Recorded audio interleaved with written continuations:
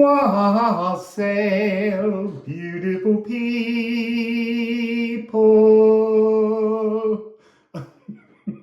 I have to laugh because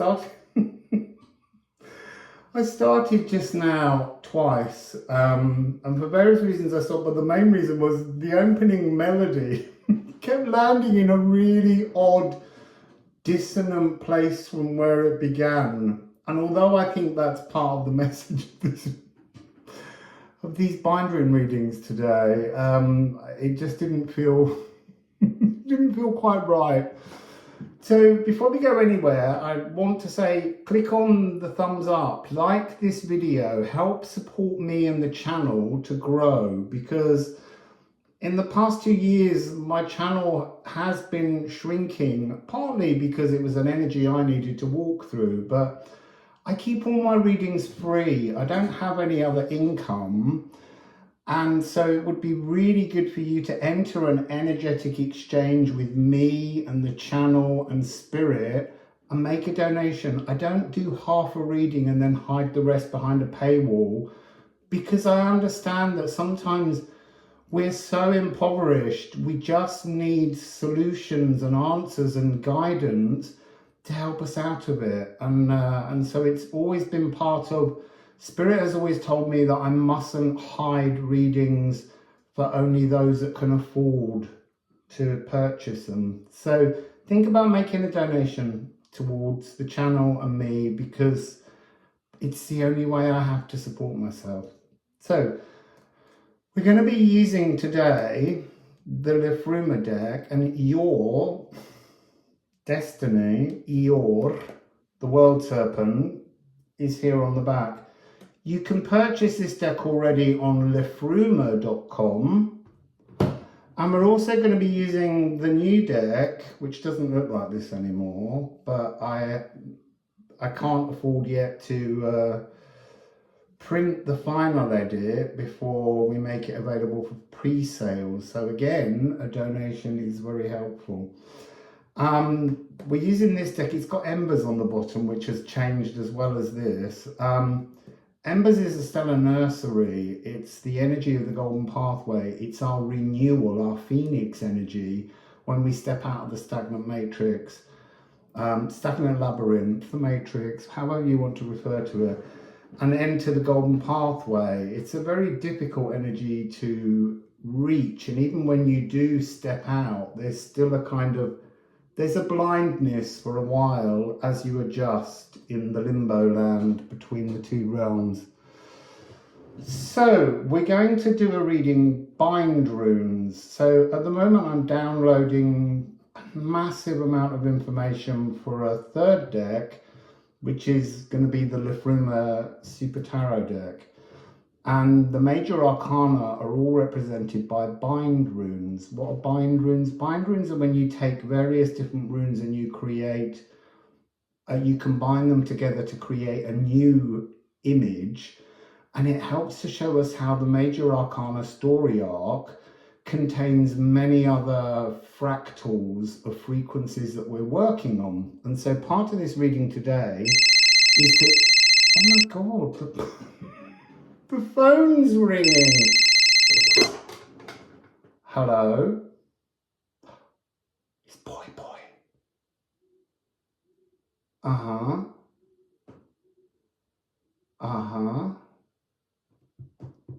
Okay. Love to you too. Bye. I'm so sorry. I can't help being silly. So, bind runes are an energy that contains other energies, things you're working on. So Poi wanted to say that your spirit team are going to guide you, your spirit family, your cosmic family, however you look at them, to a particular bind rune that most appeals to you. Click on it and then watch it. Don't be scared by it. Don't change your mind because you didn't like what you were hearing. Your spirit team are trying to guide you towards what you need to hear. I mean, I'm guilty of this all the time. I pick a reading, sometimes I know exactly and I'm like, yes, I'm going with that. And sometimes I look and I go, I don't know. So I click on a reading and the first couple of cards come up and I go, that's not my reading. And I choose another one, which you can do. But the energy here is that your guides, your spirit family, your cosmic team, there are messages you're not hearing, and so that's the message they want to bring forwards to you today. So pick and stick. Oh, don't forget to press like. I know I said that just now, but we have to grow the channel because it's really important. There's new information coming through. The Music of the Spheres is always updating and upgrading. And so it's really important that these new messages are allowed to come in, and they will come in through me because I am a very open and clear channel. So let me show you the bind runes that you're picking between. Each one is a stage on the major Arcana arc story, and I will be making videos about that arc story. But for the moment, let's give you some agency to select the energy that you feel you're most drawn to with your message. So here are the bind runes.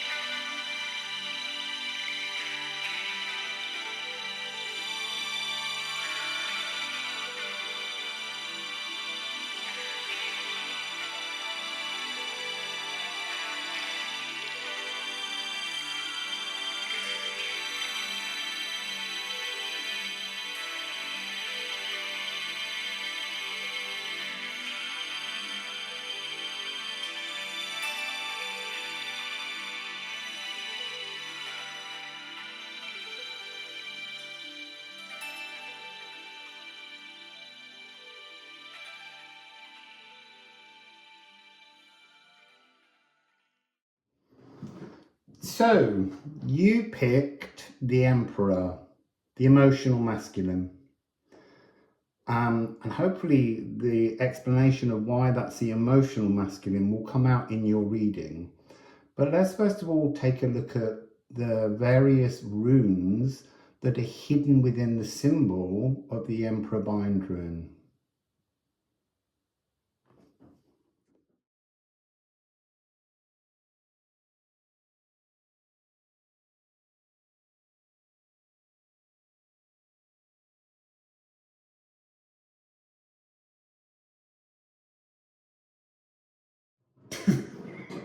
I've got the giggles today for some reason. So let's start your reading. Poi Poi, Cosmic Family, will you please reveal the message that this part of the community needs to hear?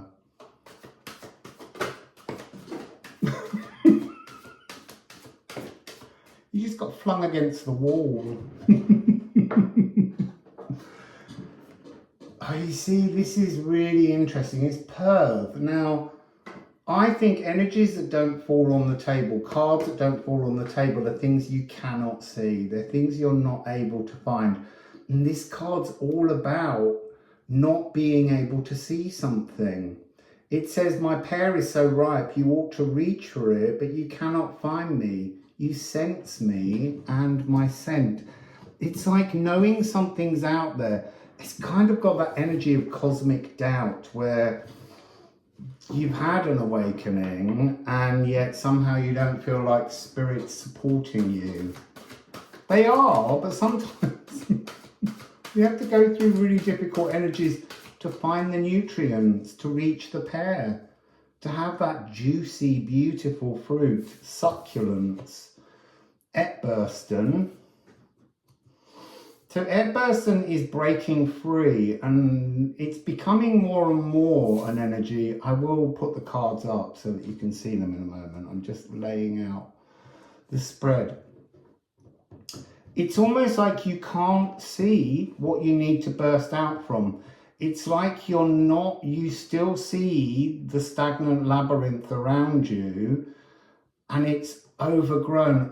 Because the Emperor, the emotional masculine, is the energy of the gardener, the pruner, the person that works out. Look, all life exists in the natural world, and ivy is a beautiful plant, and yet ivy will reach up around a tree, suffocate it and pull it to the ground. So there's a destructive energy hidden behind the surface, and that's what you're not seeing.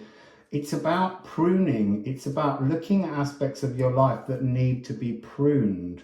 So I'm just going to get some more cards out and then we'll start to look at them. So what else, please, for this beautiful group? Feor, which is aether fire. This is not the fire that burns you. This is the fire of creation that's a very cooling energy, but it is a flame. And you have Earth Masion, so perfect. This is almost Emperor frequency. So we're going to put some of the lovely ceramic runes that my beautiful friend Daniela made for me. He told me that I have to do every reading as if it's a personal personal reading for her. So Daniela, this is your reading. These help me to get a sense of the distance between the cards and the messages. Oh, it's so interesting. Oh. So let's show you the cards and the rune stones that you have. So with Perth, you have Feor. So you've actually got the Feor rune twice. So this energy that you can't see, this pear that you can smell and scent, is talking about, will you not dance in and reach for my cosmic fruit offered and surf the cosmos with me? So this has something to do with this energy of burning off a shadow. I say that because Etbursten, as you can see, has got night, and that's rune 38, and that's the energy of a blockage in your cosmic frequency, your energy between the sun and how you filter it through you here on Earth. It's almost like there's a burning inside you, and then there's this sense of tension within the body, because Etbursten is the archer's bow.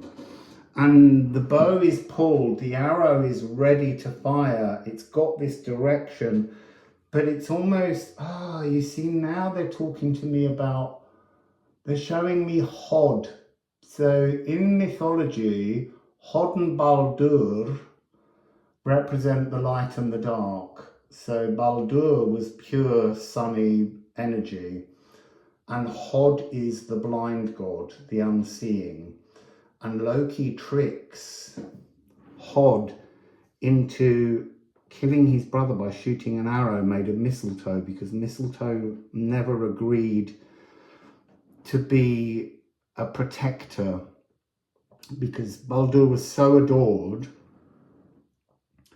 that Frigg, his mother, asked all of nature to support. So there's something in this about like an Achilles heel within the natural world, something something that you're close to or consuming or breathing. There's something in the natural world that at the moment is acting as the mistletoe, is acting as the Achilles heel to you. And it's creating a tension. And it could be, there's something about it, could be a relationship that you have with somebody, or a way in which you have a relationship with yourself that's not being truthful and honest. So I'm getting this real sense of a battle between the hot flame and the cooling aether flame. And on the Feor, you have the Dej rune, and the Dej rune is all about purging. It's meeting a point where you go from the shadows back out into the light. And that will be leading you towards the Earth Magian, the Earth Wizard. So the oldest, what's the line? The Earth Magus, oldest sacral cycle completed, shadows burnished, soul refurbished. So there's an energy here about trying to seek something that you're not able to witness, that you're blind to. I think it's talking about change. I think there's an energy here where change is unknown, and there's an element within you, because it's emotional masculinity, there is that frequency of being able to control, but you have to control with love.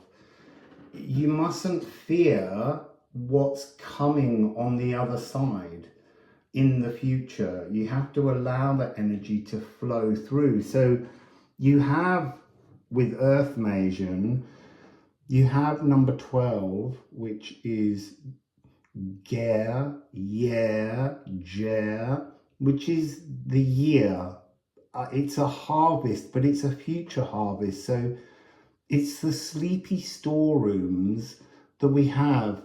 So inside our future briars of possibilities, we have a future pantry, and it contains memories of our past and our life, and it contains possibilities for the future. And we have to sometimes go in and tidy the pantry. We have to spring clean. We have to realign. We have to look inside the old boxes and see which boxes have become so huge that there's something growing inside there that's festering, that needs to be dealt with and transformed. You've also got the All Rune.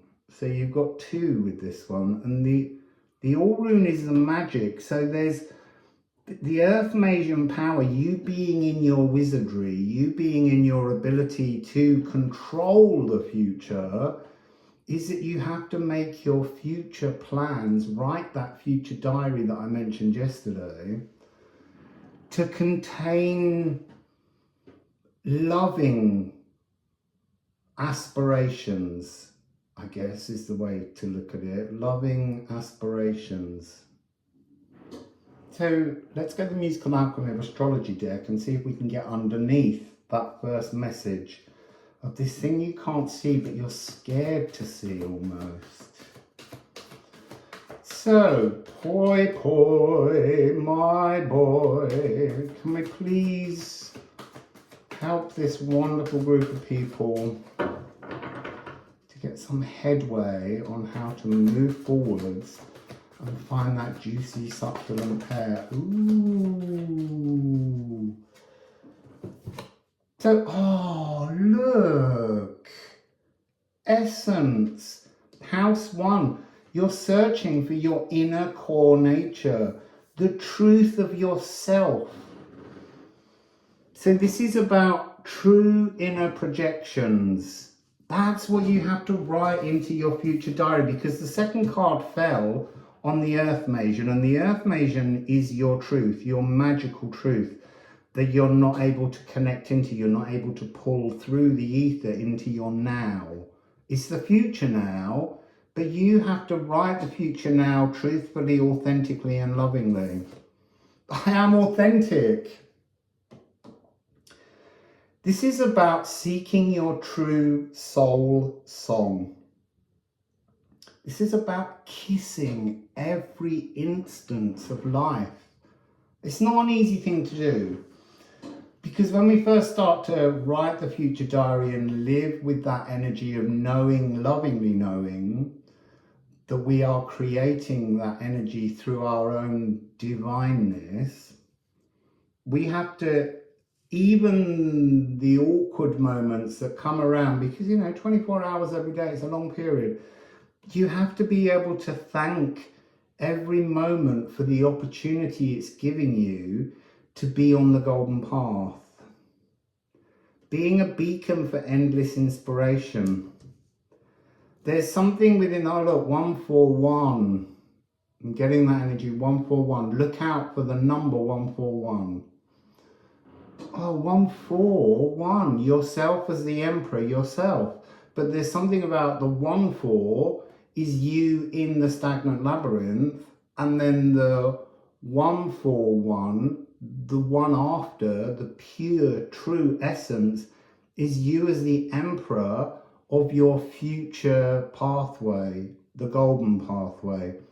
So we have the other card is Moon in Libra, eased emotional justice, an operatic love duet.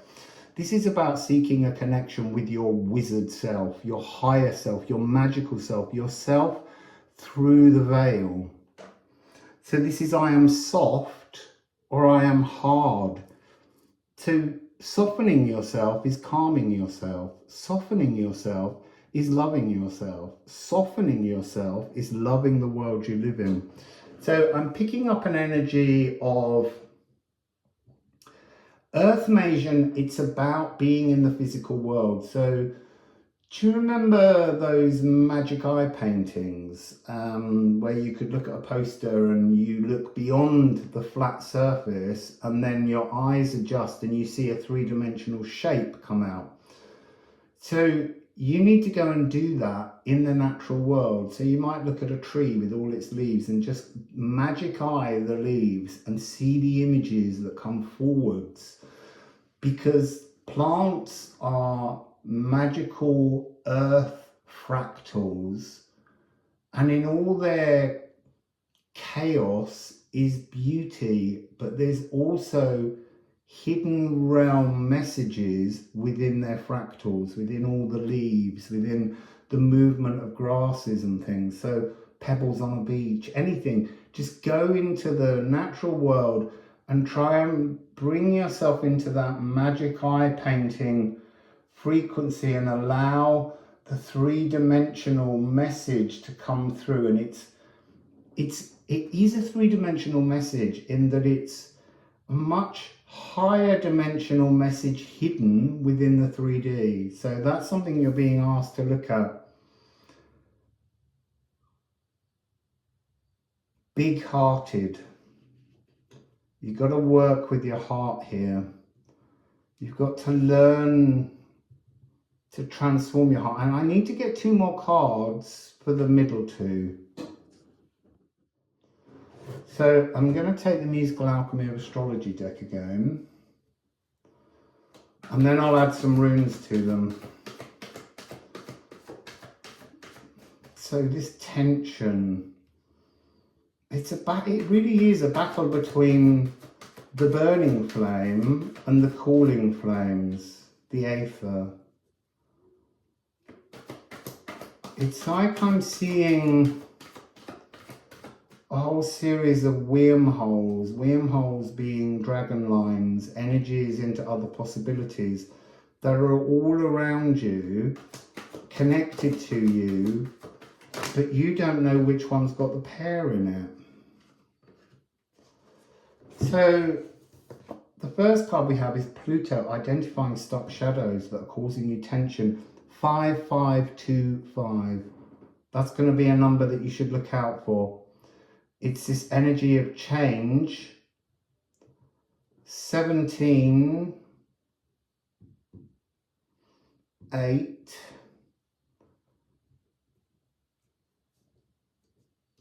And then you have Follis.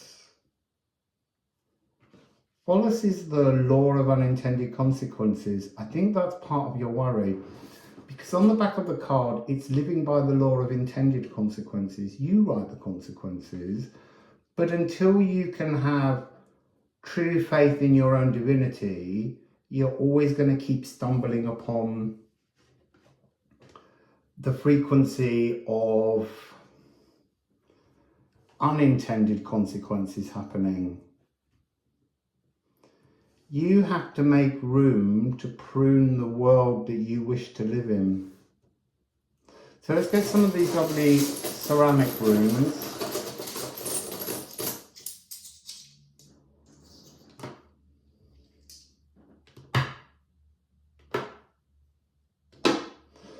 Okay, so let's have a look at the ceramic runes. So in essence you have Hagal, 9, a divine 9. This is hailstones. These are the things that hit us, that hurt us, that stab at us slightly, this energy. But the origins of the physical world are created from the hermaphrodite giant Ymir. And so it's about learning to, you see, warm yourself. It's like applying the calmness of the aether to your essence so that you can begin to melt what hurts. Interesting. I want to say that with your cards here, the musical energies, you've got on Pluto, C sharp, D flat, spine. And Follis is the nervous system, A sharp, B flat. And then you've also got Moon in Libra, and because Moon in Libra is ruled by Venus, it has F sharp. So you've got this F sharp major chord, but then there's this dissonance of the emotions created by the moon, the third eye, the A. It's almost like a sense of not trusting what you're intuiting, what's coming through your third eye. You're not, that's again, it's that cosmic doubt energy. And you've got 52 here, which is Brahm. And Brahm is about sweeping away what stains us. It's the butcher's broom. It's a plant that was used to scrub off the blood stains. Oh, you see, and that's interesting because there were 2 additional cards which I kept to one side, which I think is the outcome of what you're doing or trying to achieve. And it's Mars and Embers. I spoke about Embers at the beginning. Embers is the golden path, but this is the war with yourself. It's almost like you're allowing the war with your spirituality to go on too long. So this is all your cells. This is a C. And this is a C major triad. And you see F sharp to C is the key of both the crocus of Mars and the crocus of Venus. I know I'm talking in gibberish talk, words. But on a very higher level, this is your emotional masculine. That's what we're dealing with here, your emotional masculine. And the emotional masculine has to reach a point where it stops being so over-emotional, so fiery. It's almost like seeking to find a symbiosis between the ivy and the oak tree, but letting go of that being a war. So, you know, you can tidy something and then, you know, a short while later it's all messy again, and then you're annoyed because you're like, where are all my clean surfaces? And it's about understanding the gentleness of symbiosis, the way in which you prune your shadows, identify them, surrender them, because you're trying to reach this energy of divine masculine, which is the Hierophant. And it's also with that crocus of Mars, crocus of Venus that I mentioned, that's in the deck. This is about the balance between our masculine and feminine energies, because we have both. So our divine feminine is the Ace of Cups. It's inspiration. It's the energy that comes through the veil from which our consciousness, our cosmic beingness, is created. And then the divine masculine is how we take inspiration and action it. And so you're in this emotional masculine stage because you don't trust spirit. You don't trust your third eye. You're not trusting your own intuition. And that's what you're seeking to do, because that's continuing this war with yourself. Remember, Mars is about to move into Gemini, so it will open up a much greater polarity. It's doing, I can't remember what day it's on, it's in yesterday's reading.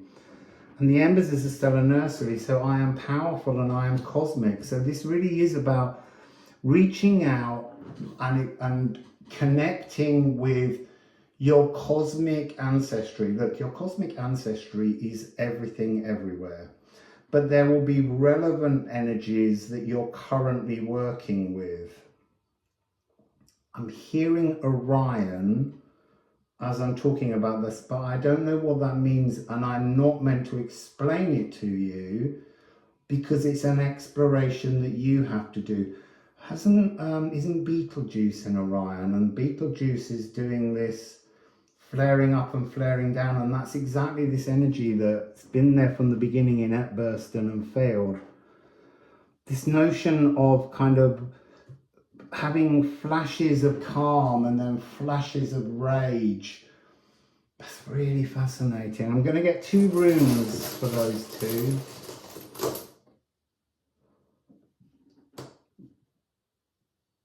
Oh, it's so gorgeous. So with Mars, you have 32, which is towardness. That is the future. That is the norm of the future. Skuld. And then with Embers, you have Liffruma, the rune of the source of love. The golden path is the source of love. But you need to calm your frequency. You need that emotional, eased emotional justice, this operatic love duet. What else is on the back of that? Seeing only love. So that's what you're trying to train yourself to do. Your emotional masculine needs to see only love. Yes, it's pruning, because it needs to prune the emotions that keep triggering divine rage and unsacred rage. Both of them. So yeah, seeing only love, the common ground keeper, the common ground keeper, being able to keep in a calm frequency. And it says inspiring everyone to play together as one. That's the same as growing together as one, loving together as one. That's your focus at the moment to help you find your cosmic pair. What is the cosmic pair? Your divine masculine connection. And that's based in the energy of pure love. Your future is pure love, but you have to practice it in order to achieve it, to bring it into your reality. C major, and then that F sharp major. You could look for music in those keys.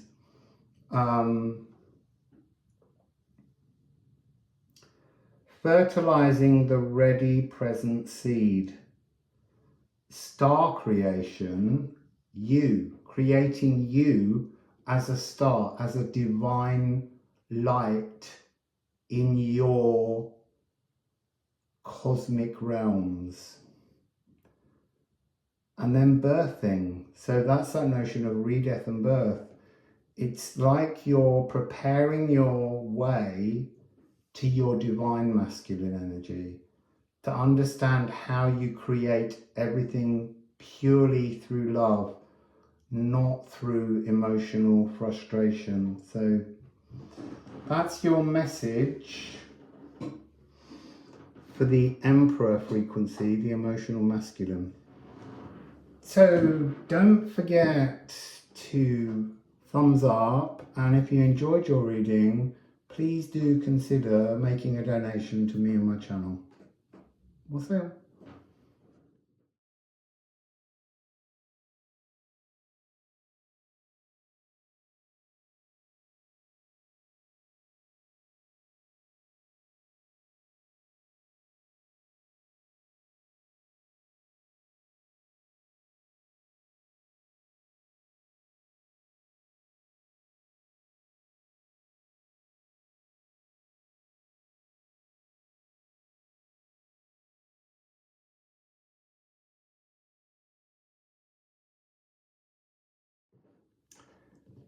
So your bind rune is the devil, and I want you to stay rather than clicking stop because it frightens you.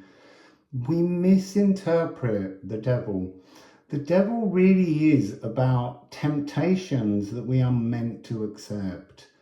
They're things that help to build our character during the earlier parts of our life, and temptations never go away, but you have to learn to understand temptations and to not have a sense of guilt around them. So let's have a look at the bind rune, the actual runes inside the bind rune that are contained within this frequency. And although it's a very simple looking bind rune, there are a lot of energies hidden within there that we are meant to experience. It's almost as if to say, we need to connect with all of these different fractal rune energies to overcome this energy, to be, we are an initiate on different paths during the major arcana story.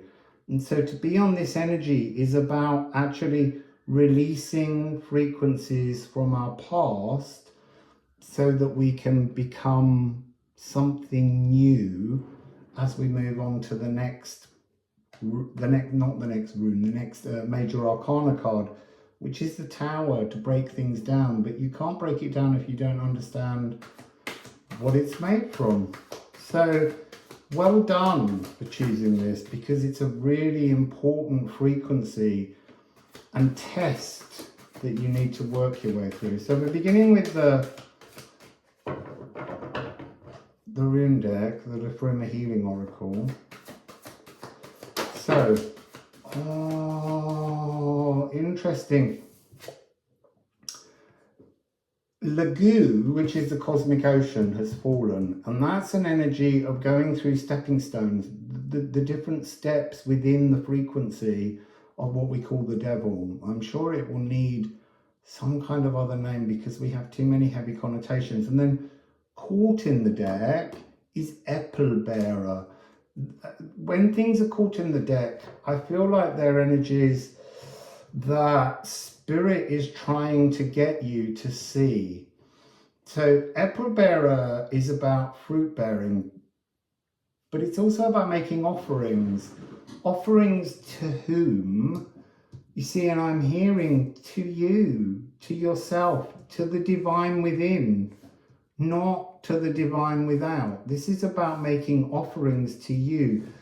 It talks a lot about how Thor didn't follow his father's pathway, but instead chose his own destiny. So this is really about almost this energy of this bind rune being your ancestral codings that you're moving past now.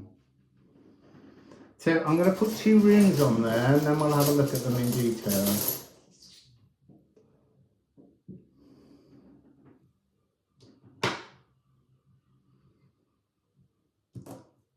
That's so interesting. So we've got Feo with Lagu, so that's 1, 2, 1. And then with Apple Bearer, we've got Hagal, Hailstones, which is 9. So you've got 9, 4, 9. So you are witnessing at this very moment an opportunity of a double series of cosmic mirrors. And it feels to me like it's like looking in a mirror and seeing the wrong reflection. There's a truer version of you behind the image that you're currently seeing. You're not bringing yourself into your honest, guiltless truth. So I'm going to shuffle a few more.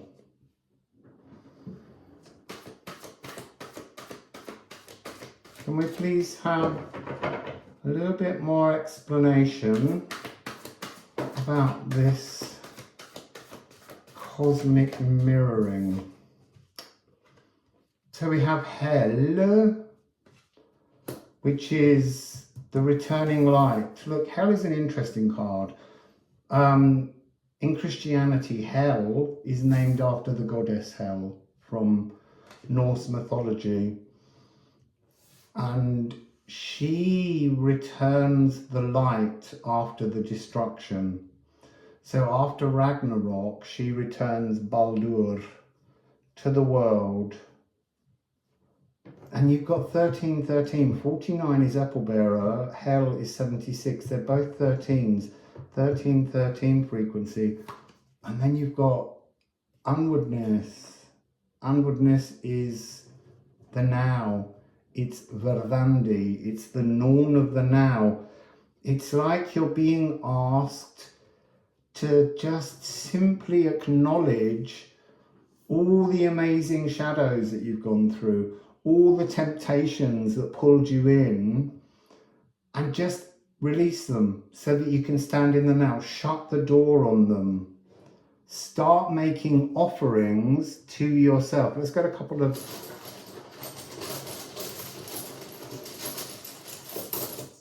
runes. Oh, Earth Mate. No, Earth Grap. And then 15 Elks. There's something here with Elks. Elks talks about protection. It talks about versatility. Celebrate your gifts.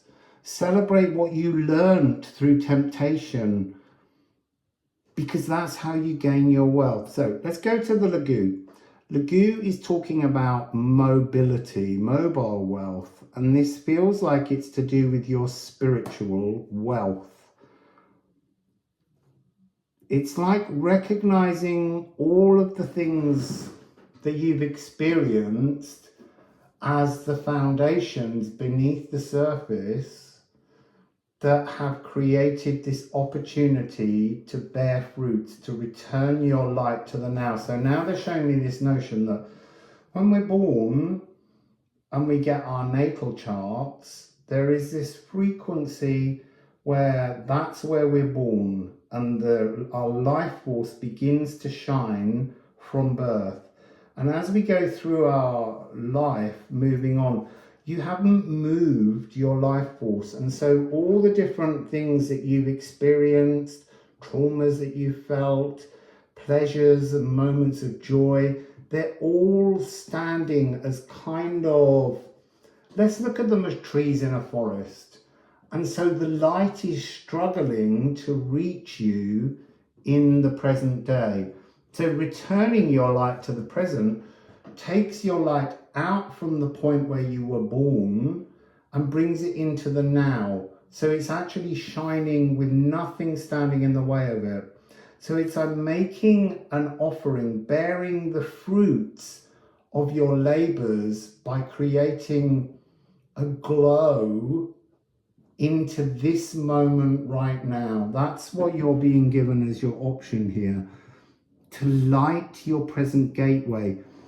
There is something about how Elks is saying that all the while your light is where you were born, you can't see the beauty, the apple bearing, the fruit bearing joy of the light in your now moment, because you're still seeing everything through the tangle of a historical forest.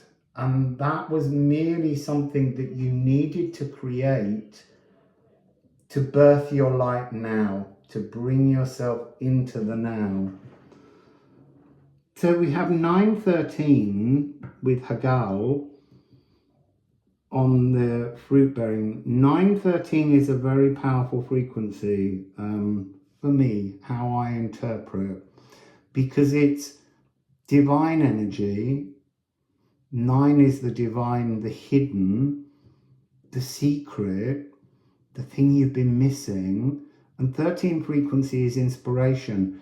So it's almost, this apple bearer is talking about how if you can push away this notion of navel gazing into your past, turn around and start to face towards the new, the endlessly new possibilities. But you almost need to turn around and allow what can be to be an unwritten page for the moment. It's really here about asking you to break down all of the walls that stop you from living in your now moment, in your light, in your life force. And then Earth Grab is about a dryness of the space, like being in a land where nothing's growing. Ah, that's so beautiful, because nothing has grown yet.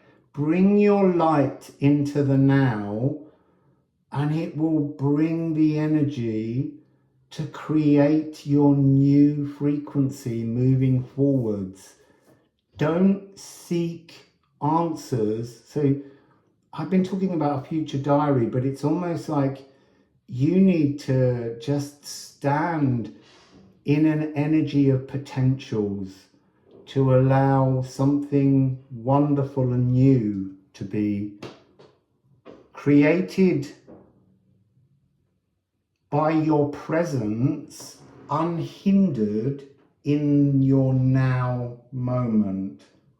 So let's get some Musical Alchemy of Astrology cards. So it's interesting. Some builders have just arrived, and I always find the energy of building about construction, and it's almost like it's arrived now to give this frequency that you are in the process of reconstructing you and your life. Really lovely. Ooh, you've got Moon in Ophiuchus, El Maestro. This is a Divine 9, 27. This is the frequency of touching source. You need a complete clear out. That's why you have to leave this frequency of your past. You're being asked, oh, you've got 4 cards. I thought there was just 2.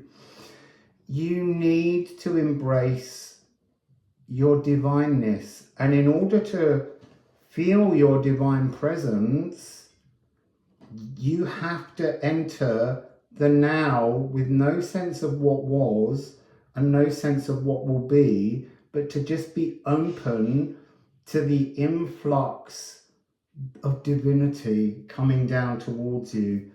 And you've also got opposition, and this is quantum entangled tensions, but it's really showing itself to me now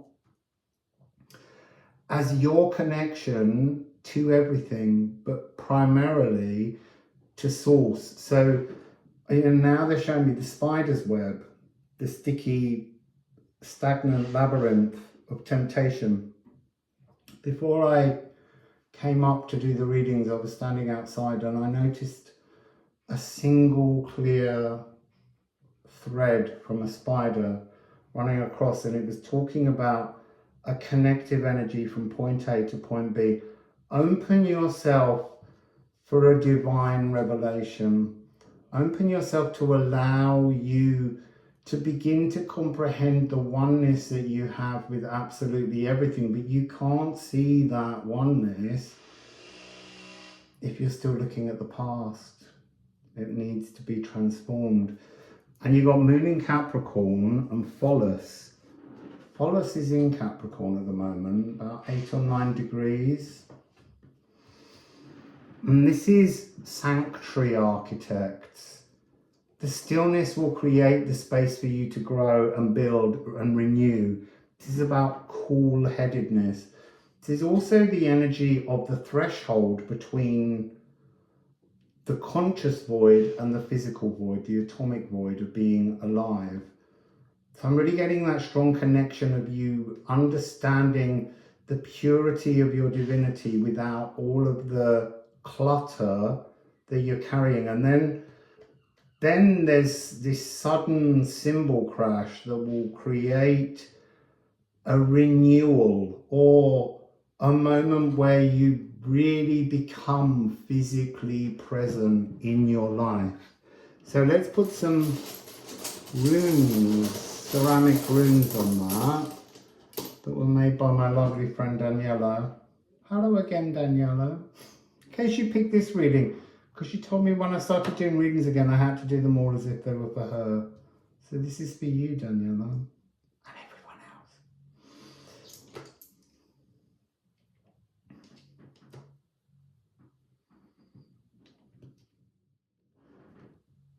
Mooning off Euchus, we have 22, which is Ing. This is the igniting your water meadow, and that's coming with Lagu.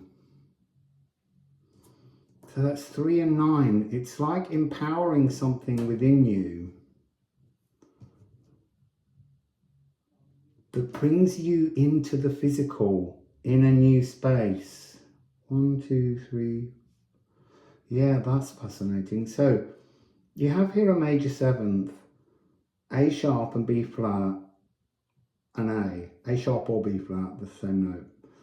So this is about having, it's almost like saying that A is representing source, bringing you to that A sharp. It's a purity that contains all other frequencies, but it is just this single thread that has a dissonance that's going through it, because it is just a single thread at the moment. It's something that needs to be filled out with your water meadow.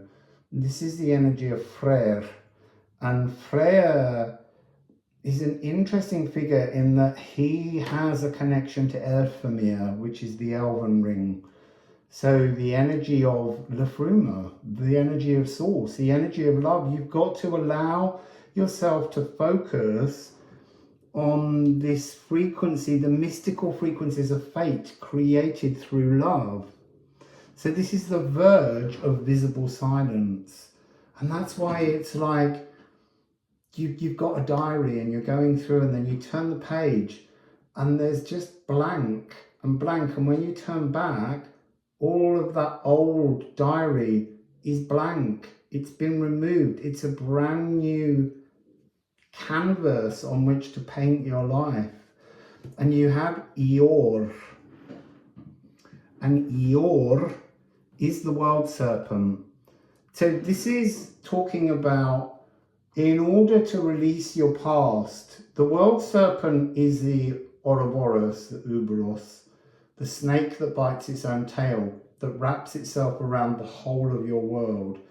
And it's a bit like the raw feminine energy on the strength card, which is the maiden and the lion, and she's holding the lion's mouth open. You have to go and you have to ask, you have to be strong enough. You need the strength to let go of the past by pulling open the mouth of Eeyore, Yorkmungandir, the world serpent, to release its tail so that you can dimension skip. You can move from your old life to this new possibility of what's to come, this quantum entangled. And then when you do that, eventually a new Eeyore will be born and will wrap it. So it's interesting because Eeyore is the destiny.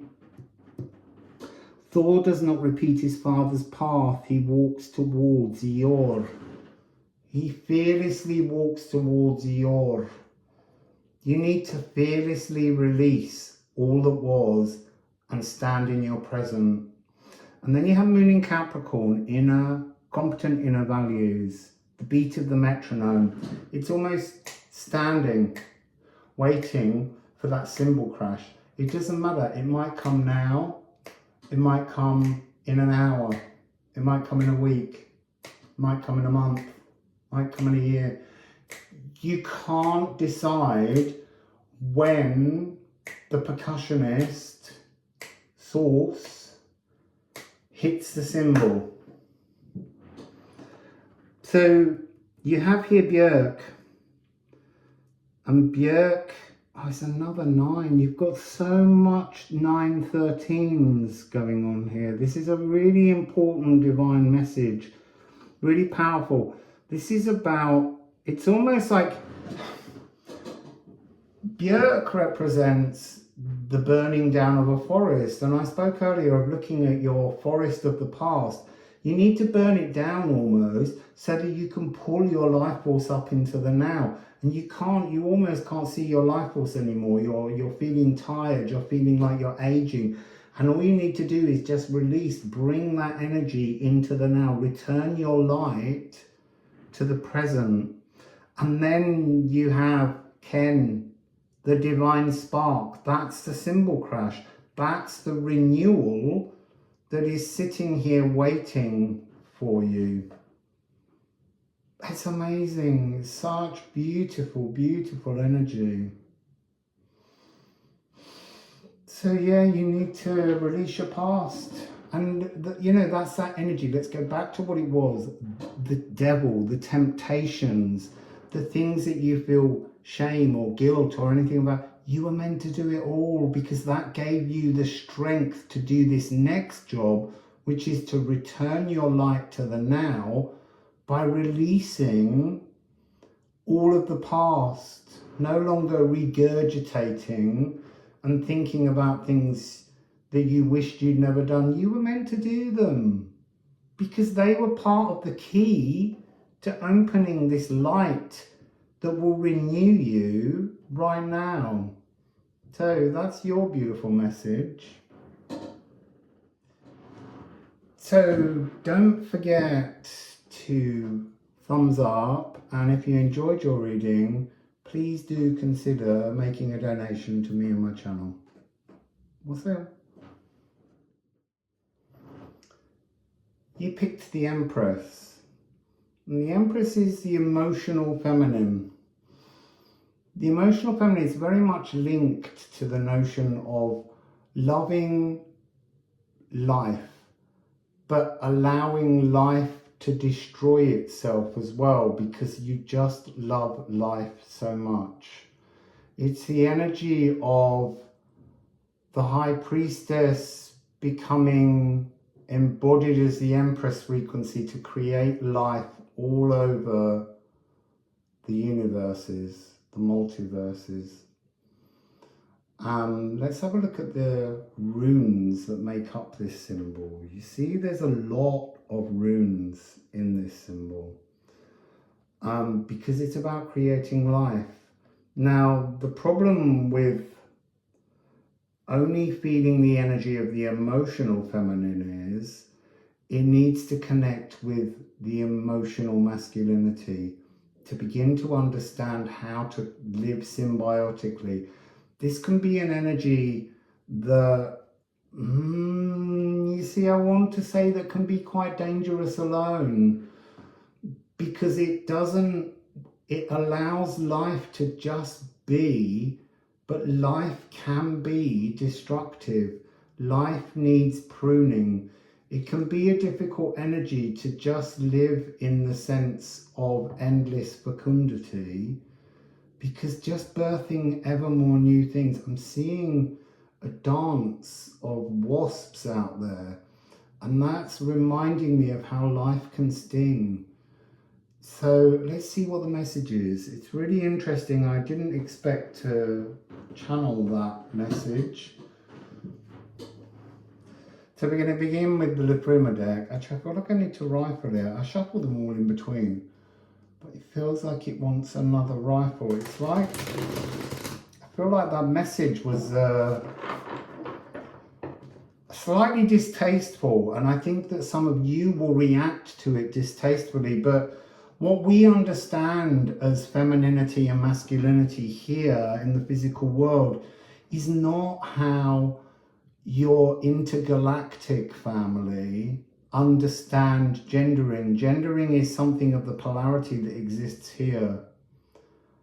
And really, we are meant to embrace the notion that we are both. I mean, it may be that this reading's about returning to divine feminine. I don't know. It may be about connecting with the raw feminine. Let's see what unfolds. I'm really a bit excited now.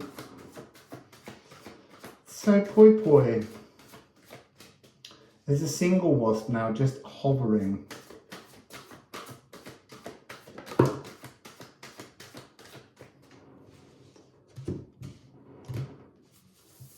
Yeah. So apple bearer and East. So apple bearer is about here an abundance of life. But East is about removing, being caught, iced over, gripped, frozen, frightened. It's almost, oh, so I'm seeing this notion of trust. That's one of the energies that's coming this month. I can't remember which sign. I haven't got my notebook here. But there's an energy coming up in July which is about understanding something that you believe is kind of written in stone. And you go to look at it again and the stone's been cracked. And you realize that it's a movable truth. Truths are not written in stone. Truths are written on the surface of the water, and they move and they ripple and they transform. So that's really what I'm getting here. Let's put a couple of rune stones that my lovely friend Daniela made. She told me that I needed to do these readings as if they were just for her. So maybe this one's yours, Daniela. Eeyore. Destiny. This is so strange. All of this has been moved, transformed.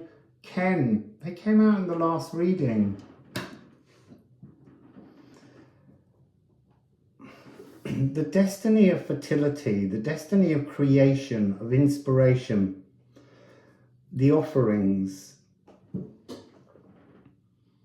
And then Ken is the spark that melts the ice. So somehow this is the energy. Oh, I get it. Okay, so Applebearer and Yor is almost a book, a tome that is your current philosophical understanding, and Spirit wants you to renew it. You need a new philosophical mission. So it's almost like you've become frozen in time because you're only seeing the emotional femininity within your world, and it's almost like the world is slowly freezing around you and making you stuck. You don't feel necessarily stuck. I don't think that's part of it. I think this is a revelation that is coming towards you. It's understanding that there's more to life. And Ken is the divine spark. When fire meets ice, there's new creation. So this is about you, recreating your outlook, recreating your understanding of your place in your world. So let's add some more. Oh, no one came out in the last reading. Hell. Hell is the returning light after the darkness, after the trauma, after it's defrosting again, but this is gentle. Hell is the goddess of the underworld, and our modern hell is named after Hel. And it's almost to sense this notion, oh, you've got 1313, Applebearer and Hell. They were in the last reading. Anyway, so yeah, being demonized. Look, being demonized is something which the emotional feminine has had to deal with throughout history. And that needs to change. But it needs to change from a different place to how you are currently viewing it. You're changing it with only one part of the truth that you're rewriting now.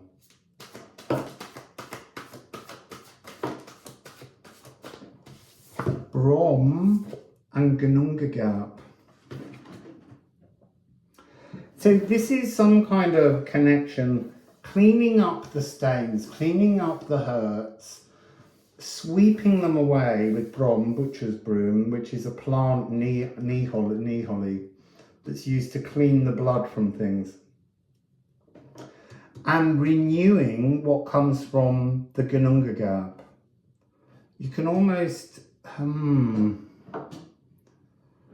it's a renewal of your consciousness. It's a renewal of your mind. It's a renewal of your cosmic connections. So this is reaching back to the birth. There's a lot of energy about birthing within this frequency because it's the emotional feminine, but it's almost withdrawing. It's interesting because it's not saying seek the divine feminine. It's about seeking, retracing the steps back to the Gunungagap, back to love, to renew, to clean. So let's get some Ceramic Runes by Daniela. So here we have 33.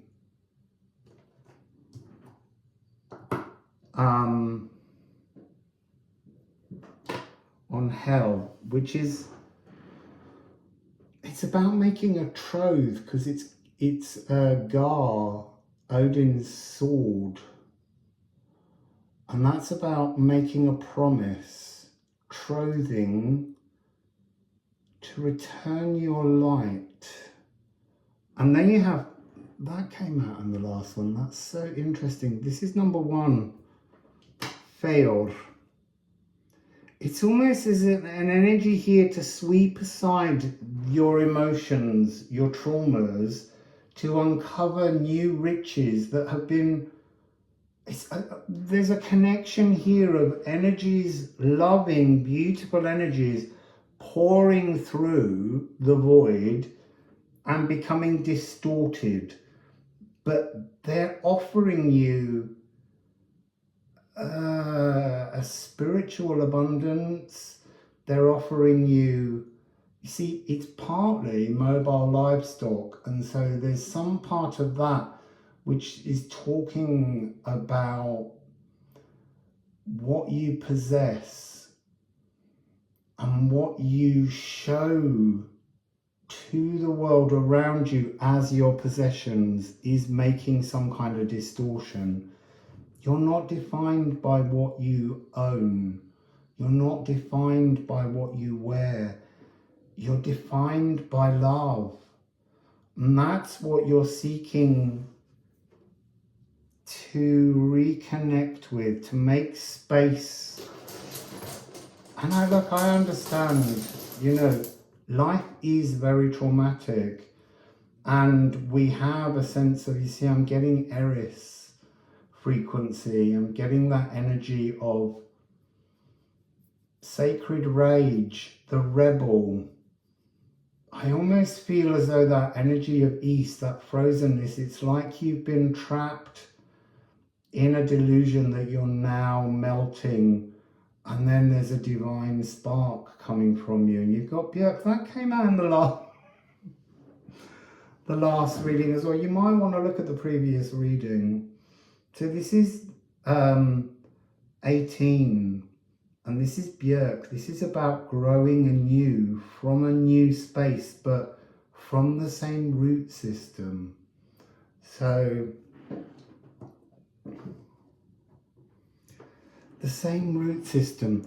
It's like so I'm being shown the energy of love pouring into you, but now love is pouring into you at a slight distance because you're frozen, so it doesn't want to coat you in ever more frozen love. So it's moved its position so that you can release the frozen emotions and step towards the light, the loving light that's pouring forth, waiting to embrace you.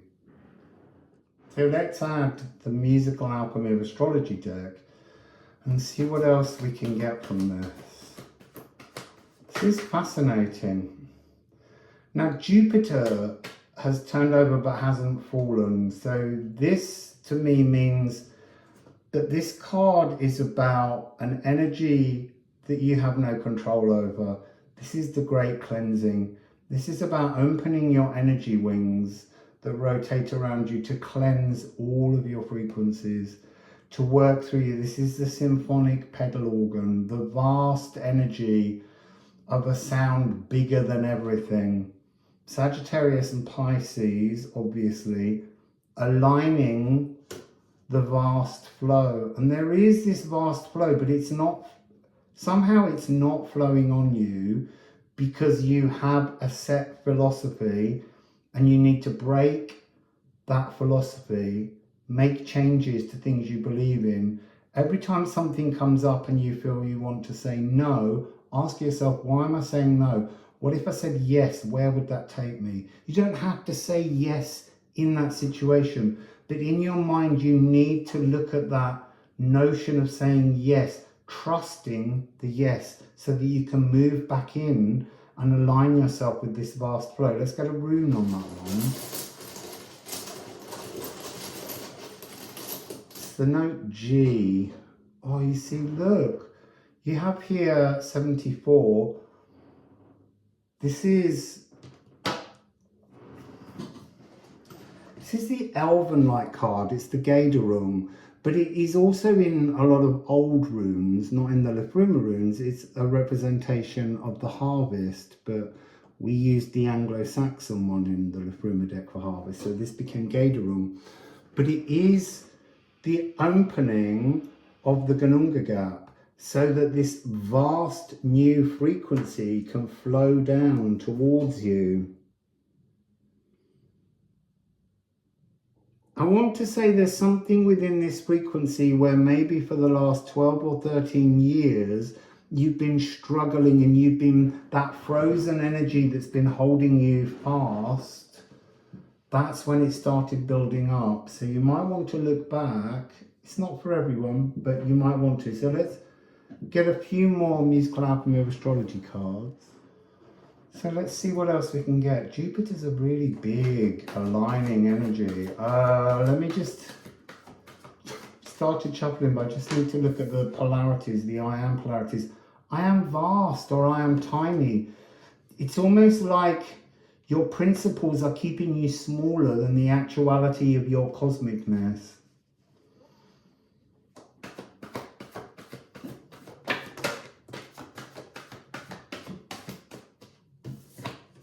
So you've got Pallas Athena, which has changed. I'll show you the new version in a moment. And you have solar eclipse. I want one more before.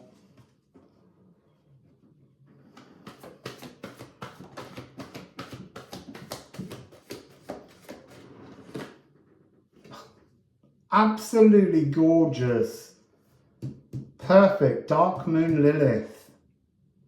Finding your truth, finding your purpose, finding your calm.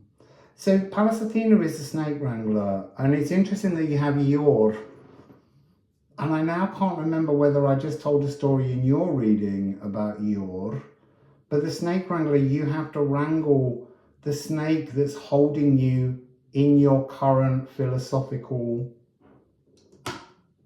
freezer, so that you break open the jaw and you wrangle the snake. Pallas Athena was a protectress. Obviously, the Parthenon is named after her. And it's to do with creating life, which is Empress frequency. Parthenogenesis. So creating life singularly and alone.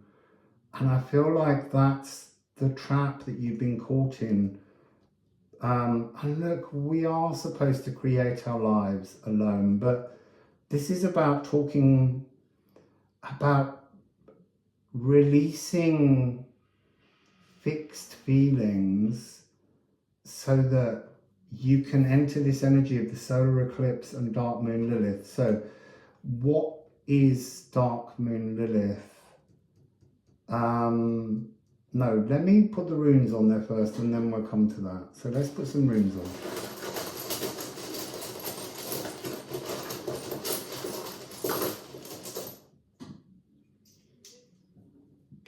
Perth on Pallas Athena. Oh, Une on the Galactic Opportunity, which is bliss.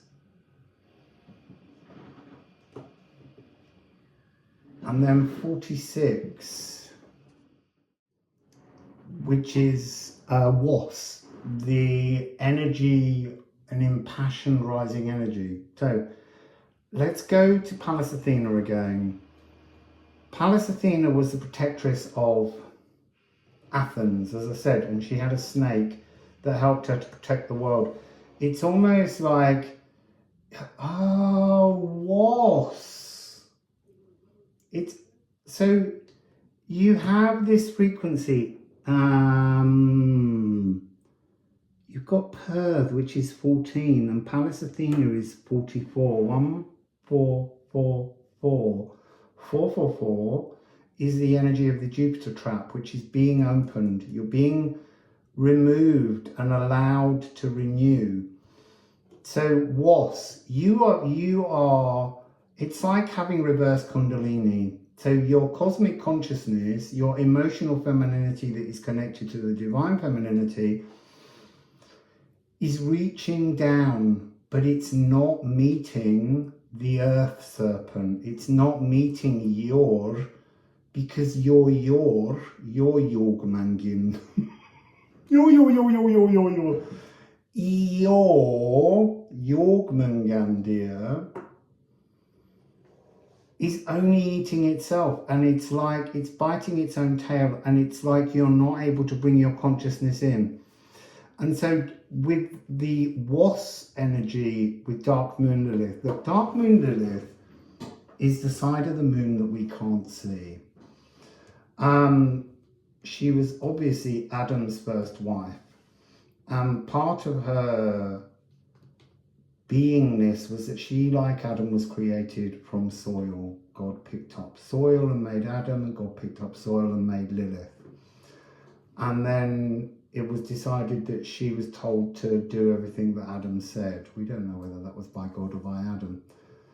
And she said, you can sod off, and she left. So she then became demonized. But the point is, she's the dark side of the moon, the truth of our soul, the truth of our divinity, and it's the space between the dark of the moon and the sun.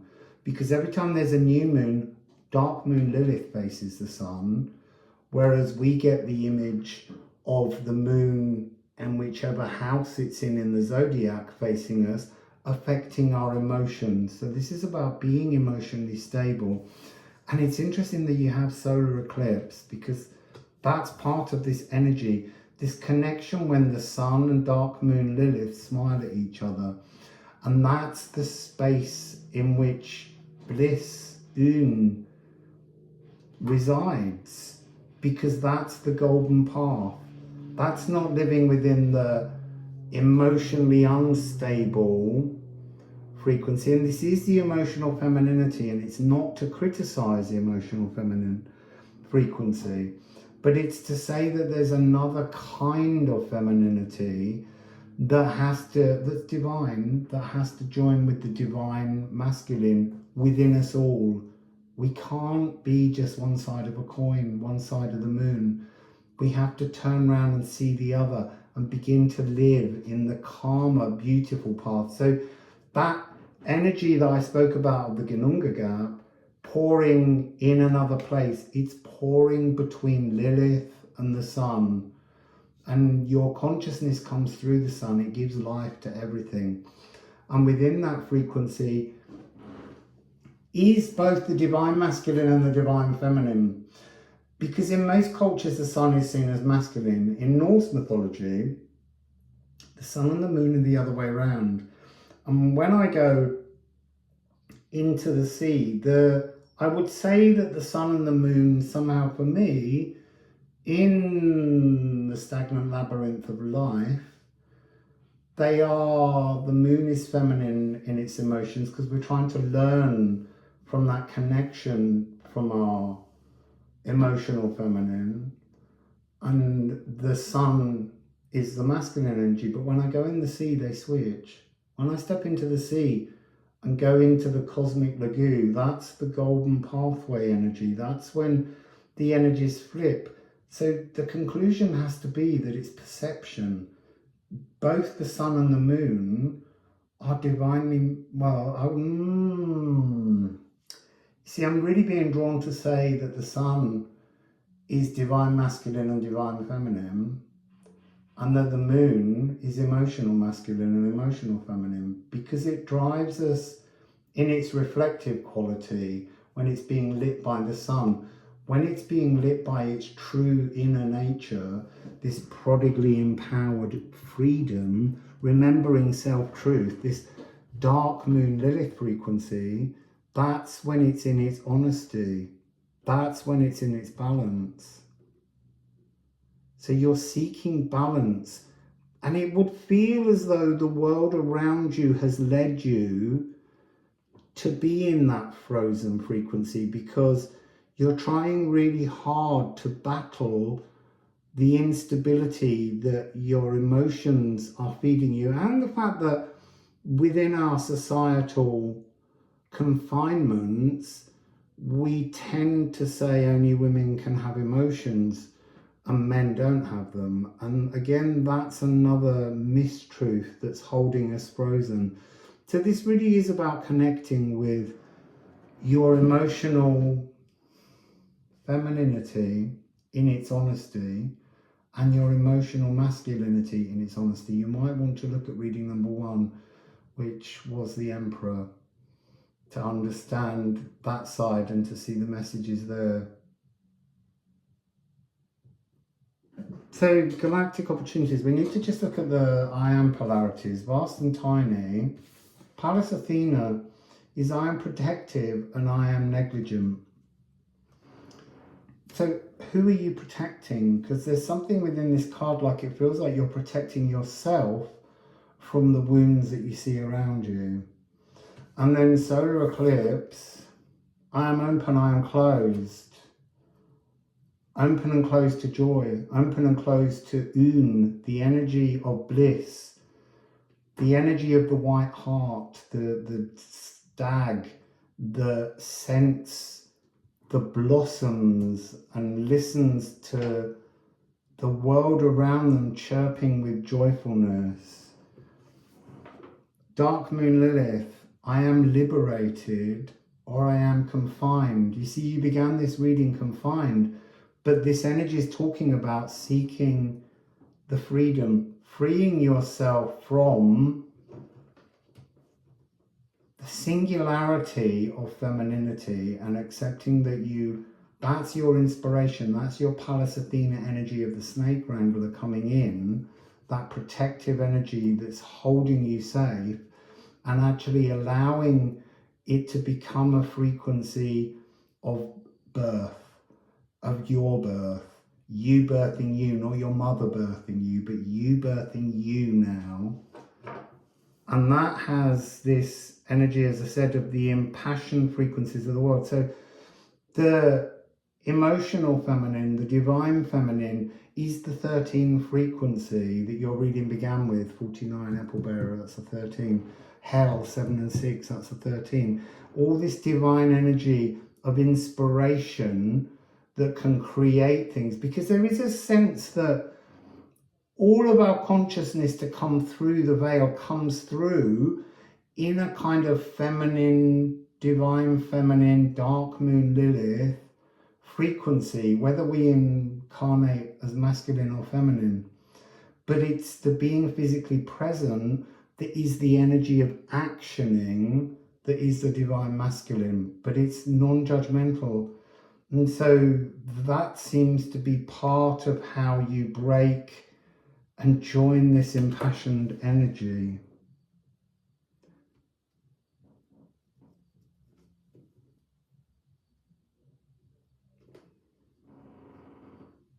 Sorry, I'm just looking because there's something here that I feel like I'm not seeing, but then I'm being told that's what it's like to be in this East energy. You're not seeing because you're not meant to see until you understand and have your divine epiphany. Hierogamus, the sacred marriage, that's what this is all about. The sacred marriage between your divine feminine consciousness and your divine masculine physicalness. Even though you might be in a female body, you might be in a male body, but this energy is the divine marriage, is acknowledging the union between, it's the crocus of Mars, the crocus of Venus again. This energy of accepting balance between what inspires us to action in the real world, what we need to create. Sorry, I didn't talk about Perth on this. I got caught up in the 1441. That's the epiphany. That's the divine point. When your consciousness transforms and seeks this galactic opportunity. I'm just looking at cosmic consciousness, of Pallas Athena. That's from behind the veil coming through. It's about retuning yourself to old original energies. Ghost moon echoes. You get the ghost moon echoes when you can embody the dark moon Lilith frequency, when you can prodigally return your power to your absolute truth. All of those emotions that went with you before become just ghost moon echoes. They no longer have power over you. You become your sovereign self, a living legacy frequency. So, glowing with truth, knowing your harmony, and returning to retune the music of the spheres and adding your soul chord to the galactic symphony. There's an opportunity now to add your musical autograph to the golden pathway, to live free, to be liberated. That is, I am liberated. This is what is there for you, but you have to transform your philosophical rigidity, I guess is the word that we have to say. So that's your reading, and I'll see you very soon for another one. So don't forget to thumbs up, and if you enjoyed your reading, please do consider making a donation to me and my channel. Wassail.